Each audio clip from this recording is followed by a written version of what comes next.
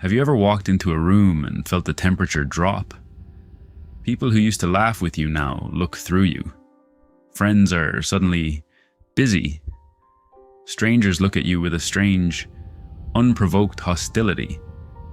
You think you did something wrong. You're racking your brain for an apology you don't owe. But here's the cold, hard truth that most people are too weak to tell you. They don't hate you because you failed. They hate you because you've stopped being a mirror for their own mediocrity. If you don't understand the psychological warfare happening right now, you are walking straight into a trap designed to pull you back into the mud. Most people live in a state of quiet desperation, fueled by chaos and constant distraction. When you show up with a mind that is silent and a spirit that is disciplined, you aren't just an outsider, you are a threat. You have become a living, breathing reminder of everything they've abandoned in themselves. Your silence isn't just quiet, it's a scream that exposes their inner noise. And here's the scary part. The more you find your peace, the more they will try to find your breaking point. Marcus Aurelius once whispered a secret to himself in his journals. A man who governs himself will always disturb those who live in chaos. Think about it. When you stop reacting to their drama, when you stop feeding their need for gossip, you become a mirror. When they look at you, they don't see a friend anymore. They see their own lack of control. They see their own impulsiveness. They see their own fear. They aren't trying to fix you. They are trying to break the mirror so they don't have to look at themselves anymore. Are you ready to be the mirror, or will you shatter just to make them feel comfortable? Epictetus used to say that the moment you care about what others think, you've handed them the keys to your cage. Most people are addicts. They're addicted to your validation, your emotional reassurance, and your need for them. When you suddenly stop asking for permission, you aren't just being independent, you are becoming uncontrollable. That's when the hate starts. It's a desperate attempt to drag you back into the herd.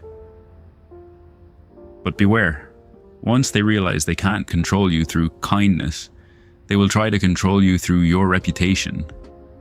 Are you brave enough to be the villain in their story? Seneca wrote that envy isn't born when you fail, it's born when you evolve while everyone else stays still. Your discipline is a direct insult to their excuses. Every time you wake up early, every time you choose health over comfort or focus over mindless scrolling, you are holding up a clock that shows them how much time they've wasted. They don't want you to fail because they hate you. They want you to fail so they can feel better about their own stagnation. The question is, will you slow down just to make them feel safe? People are terrified of what they can't hear. To the insecure mind, silence isn't peace. It's a weapon. Marcus Aurelius warned that when you stop defending yourself, people will assume the worst. They'll call it arrogance. They'll call it acting superior. But the truth is much more lethal. You simply stopped caring about battles that don't matter. Silence is the ultimate power move, but it has a price. When you stop giving them a reaction, they will start manufacturing a reason to attack you. Are you prepared for the storm that comes with being quiet? There's a secret economy of chaos that thrives on gossip and drama. It's how weak people bond. When you refuse to play, when you walk away from the toxicity and the he said, she said, you are effectively bankrupting their emotional bank account. They thrived on your reaction, and now you've cut off the supply. But here is the danger: a parasite that can no longer feed on you will try to poison the ground you walk on. They will spread lies just to see if you'll finally break and react.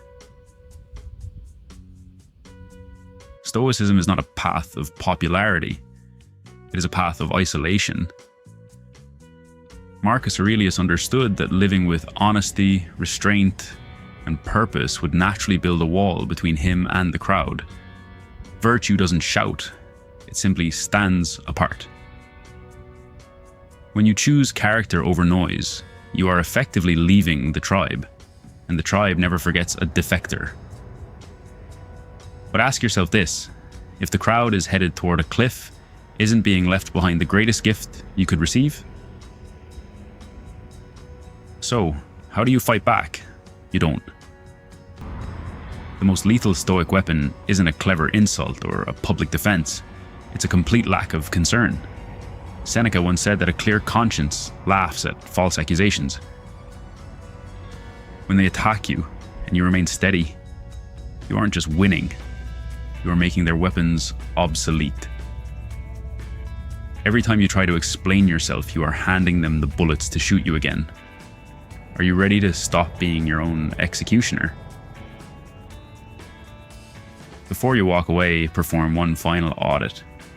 Pause and ask, have I grown calmer? Have I stopped seeking their approval? Have I found a peace they cannot touch? If the answer is yes, then congratulations. What you are feeling isn't the pain of rejection, it's the pressure of evolution. The hate you are experiencing is simply the sound of the old world trying to hold on to the version of you that no longer exists. The Stoics didn't want to be liked. They wanted to be unshakable. If the world is turning against you for no reason, stay steady, stay dignified, stay silent. This is how you win a war without ever throwing a punch. This is how you stand alone without ever feeling lonely. You aren't being abandoned, you are being promoted. Don't look back. The view from the top is only for those who can survive the cold of the climb. If you felt the weight of this invisible war, leave a yes in the comments. Let the world know you aren't afraid of the silence. And remember, the lion doesn't lose sleep over the opinions of sheep. Stay stoic. Stay strong.